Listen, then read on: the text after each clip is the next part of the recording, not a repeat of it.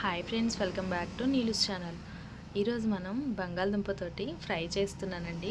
ఎప్పుడు వండేలే కాకుండా కొంచెం వెరైటీగా చేస్తున్నాను. తప్పకుండా ట్రై చేయండి. టేస్ట్ అయితే చాలా బాగుంటుందండి. ముందుగా ఒక 5 బంగాళదుంపల్ని పీల్ చేసి పక్కన పెట్టుకోండి. తర్వాత ఇలా తురుముకొని కొంచెం లాంగ్గా వచ్చేంత వరకు తురుముకోండి. తర్వాత ఇది నల్లగా అవ్వకుండా కొంచెం ఉప్పు సాల్ట్ వాటర్లో 1 నిమిషం పాటు అలా వేస్తున్నాను.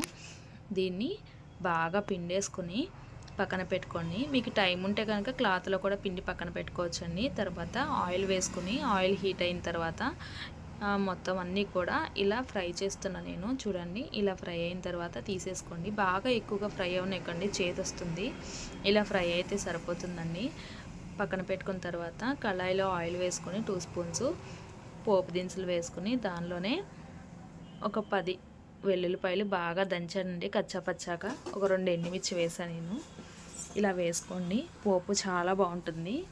తర్వాత కరివేపాకు కొంచెం ఎక్కువ వేస్తున్నానండి. కరివేపాకు అరోమా టేస్ట్ అంతా కూడా దీనిలో ఈ ఫ్రైలో చాలా బాగుంటుంది అనమాట.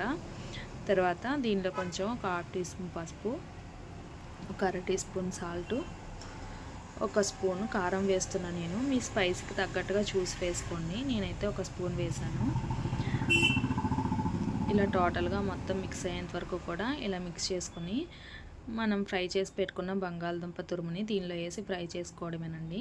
సింపుల్గా రెడీ అయిపోయిందండి. మీకు ఈ కర్రీ చాలా బాగుంటుంది. సాంబార్లోకైనా రసంలోకైనా సైడ్ డిష్ కానీ అసలు పిల్లలకైతే ఉత్తదే తినేస్తారండి. అంత టేస్టీగా ఉంటుంది. ఒక్కసారి తింటే వదిలిపెట్టారు, ప్రతిసారి ఇలాగే చేయమంటారు. తప్పకుండా ట్రై చేయండి. నా రెసిపీ నచ్చిందండి. మీకు నచ్చితే ఎలా ఉందో మీరు కూడా ట్రై చేసి నాకు కామెంట్ చేయండి. నా ఛానల్ని లైక్ చేయండి, షేర్ చేయండి, సబ్స్క్రైబ్ చేయండి. Thank you for watching.